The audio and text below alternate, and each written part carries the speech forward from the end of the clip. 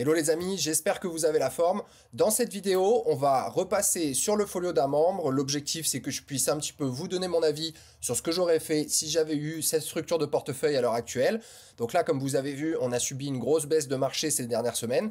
Donc c'est un exercice qui est très intéressant à faire pour justement voir comment on peut potentiellement arbitrer et essayer d'optimiser ce portefeuille pour être bien positionné à la prochaine hausse qui va arriver, on l'espère, le plus rapidement possible. D'ailleurs, si jamais tu veux aller plus loin après cette vidéo et que tu veux investir dans le marché crypto sans prise de tête pour surperformer le marché et générer de très beaux profits, tu cliques dans le premier lien qui se trouve dans la description. Tu pourras rejoindre une communauté de plus de 2000 membres actifs et ne plus jamais être seul dans ton coin à gérer tes cryptos. Et tu auras accès à des portefeuilles personnalisés adaptés à ton profil de risque, une liste de cryptos avec des pourcentages d'allocation, des points d'entrée et des points de sortie. Des signaux pour du copy trading ultra efficace avec des points d'entrée et des points de sortie pour maximiser tes gains et savoir être opportuniste. Une plateforme d'investissement exclusive pour avoir accès à des projets early stage et pouvoir investir sur des cryptos qui sont pas encore listés, ce qui est d'ailleurs le meilleur rendement risque du marché en ce moment en crypto. Et enfin, une plateforme d'investissement automatique avec des algorithmes de trading sur les blue chips Bitcoin, Ethereum et Solana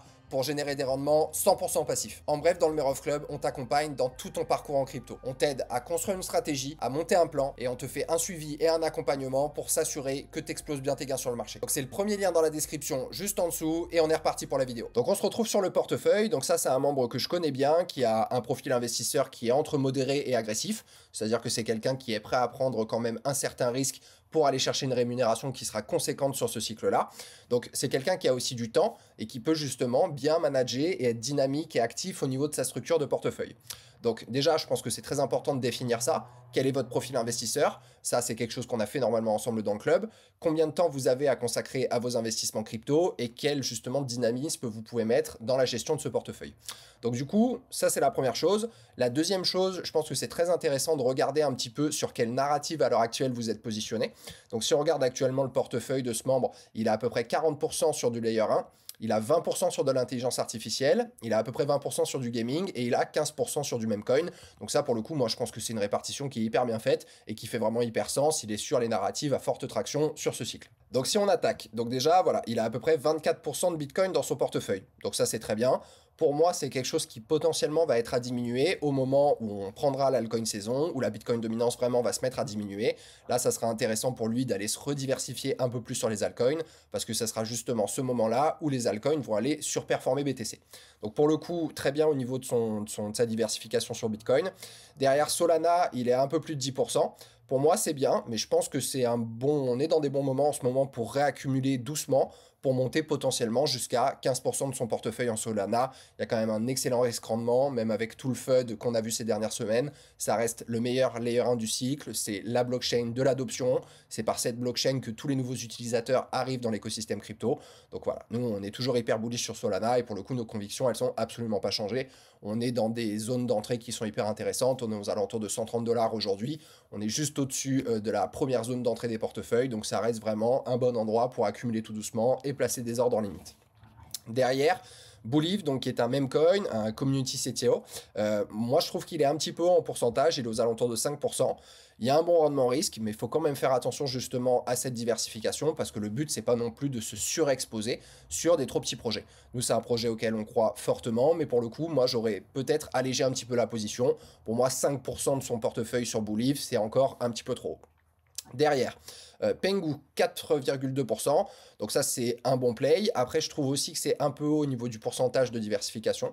Je pense qu'à sa place j'aurais fait une petite rotation en gardant une exposition quand même Memecoin vers Bonk, donc on passe de l'écosystème Ethereum à l'écosystème Solana, mais pour le coup ça reste quand même l'écosystème qui a une plus forte traction qu'Ethereum sur ce cycle-là. Ensuite, AI16Z, il a 3,5% de ce portefeuille. C'est très bien aussi. Nous, c'est un des agents IA vers lequel vraiment on met beaucoup d'efforts en ce moment. On fait beaucoup de recherches là-dessus et on pense que c'est un très bon rendement risque. Mais je trouve quand même que son pourcentage est encore un peu haut. Surtout qu'il a déjà une exposition aux agents IA, notamment via iAgent qui est ici. Donc là, c'est une partie qui est un petit peu plus VC. Mais pour le coup, voilà, il est déjà quand même pas mal exposé sur l'intelligence artificielle et particulièrement aux agents IA. Donc moi, je diminuerai un petit peu, je laisserai cette exposition, mais en tout cas, je prendrai pas plus parce que je trouve qu'il est déjà assez haut. Derrière, Popcat, WIF, on est bien, même coin de l'écosystème Solana, c'est des grosses communautés, il y a des grosses tractions de marché. On est à 2,6%. Je pense que c'est bien. Je pense qu'il ne faut pas monter beaucoup plus non plus. Je trouve que voilà, c'est la bonne diversification. C'est vraiment le leader hein, de la narrative de l'intelligence artificielle au niveau des layers 1. Donc pour le coup, voilà, moi je laisserai comme ça. Derrière, Jasmy, moi, je suis pas hyper fan de ce token, 1,8%. Je pense qu'il y a de bien meilleurs rendements risque ailleurs. À sa place, je ferai une rotation potentiellement vers du même coin. Pourquoi pas prendre 1% de MOG et le reste, je le mettrai en stablecoin parce que voilà, il a seulement 1,3% de stablecoin. Pour moi, pour le coup, c'est pas assez. Je pense que le minimum à avoir en tout temps, quel que soit votre profil investisseur, le minimum, il est à 10%. Derrière CKB, pareil, je suis pas hyper fan de ce projet. Je pense qu'il y a aussi des meilleurs rendements risque ailleurs. Pour le coup, s'il veut garder une exposition layer 1, je pense que j'aurais fait une rotation vers SUI. Donc là, j'aurais mis des ordres limites en dessous de 2 dollars, hein. On est vraiment en train de revenir sur les zones d'entrée des portefeuilles. Comme quoi, c'est encore une fois hyper important d'être bien patient. Il faut vraiment patienter, ne jamais rentrer en une fois. Donc là, voilà, je ferai une petite rotation tranquillement vers SUI en mettant des ordres limites en dessous de 2 dollars. Derrière, au niveau d'Avax, 1,3%, ça reste une bonne crypto, mais je pense que voilà, moi j'aurais fait une rotation vers Solana ou alors j'aurais récupéré du stablecoin. Je pense que c'est pas un des layers 1 sur lequel il y a la plus grosse traction sur ce cycle. Je pense qu'il y a mieux à faire d'un point de vue rendement risque. Donc du coup voilà, moi j'aurais fait plutôt une rotation sur Sol ou alors j'aurais récupéré du stablecoin parce que vraiment à mon sens, il en a pas assez. Derrière, Bonk 0,5%, c'est bien. En plus, je pense que j'aurais du coup ajouté une rotation depuis Pengu, hein. Je pense que j'aurais vraiment fait une rotation pour passer notamment aux alentours de 1% sur Bonk. Je pense que c'est pas mal. Donc ça, c'était toute sa partie spot. Donc on voit qu'il a à peu près 60% de son portefeuille en spot. Et le reste, c'est plutôt sur du VC. Donc pour très bien connaître ce membre, je sais qu'il est très très fan du VC. Donc pour le coup, voilà, c'est pas quelque chose qui me dérange a posteriori.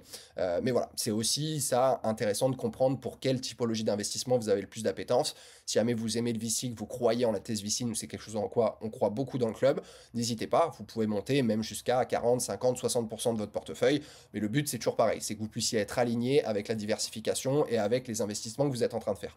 Donc pour le coup, après au niveau du VC, il investit sur Average Labs, donc studio de jeux vidéo. Donc plutôt narrative gaming, donc c'est ça qui fait d'ailleurs le gros de son exposition gaming, donc pour le coup ça super projet. IA-agent également, sauf que IA-agent pour le coup je le mettrai, même si ça reste un agent IA qui a pour but d'avoir une utilisation dans le domaine du gaming, pour moi ça reste plutôt une narrative intelligence artificielle, mais super projet. D'ailleurs normalement on va voir le TGE qui va arriver en mars, donc pour le coup on croise les doigts, mais voilà, enfin on y arrive, c'est un super projet qu'on attendait tous dans le club, donc on est hyper content. Et derrière qui donne aussi gaming 6%. Donc là pour le coup voilà, son exposition VC elle est ok. Et enfin on termine par l'USDT sur lequel à mon sens voilà, il n'a pas assez. Moi je pense que c'est vraiment hyper important d'avoir toujours un minimum d'au moins 10% de stablecoin. Ça vous permet toujours de racheter les baisses et d'average down justement, de diminuer vos prix moyens d'achat en pouvant re-rentrer et pouvoir aussi saisir une opportunité de marché si jamais elle se présente. Donc voilà, après ça reste une bonne structure de portefeuille. Moi je vois pas de folie, je vois pas de choses qui vraiment me sautent aux yeux. Il y a juste quelques petites choses à mon sens à monitorer et à améliorer pour aller chercher un encore meilleur rendement risque, mais ça reste quand même une très bonne structure de portefeuille. Mais voilà, encore une fois, comme vous le savez, tout ce qui a été dit dans cette vidéo n'est absolument pas un conseil en investissement. Je vous partage juste ce qui pour moi fait sens et ce que j'aurais fait moi comme ajustement au niveau de ce portefeuille. Donc n'hésitez pas dans le club à nous repartager et même vous en commentaire à nous partager votre structure de portefeuille si jamais vous voulez qu'on vous fasse un petit retour. Ça sera bien évidemment avec plaisir. J'espère que ça vous a plu. Comme d'habitude, n'hésitez pas à commenter et à liker ces vidéos et à nous poser vos questions. Et je vous rappelle que tout ce qui a été dit encore une fois n'est pas un conseil en investissement. Faites bien vos propres recherches et n'investissez que ce que vous êtes prêt à perdre. Prenez soin de vous, que le marché vous soit favorable et on se retrouve dans une prochaine vidéo.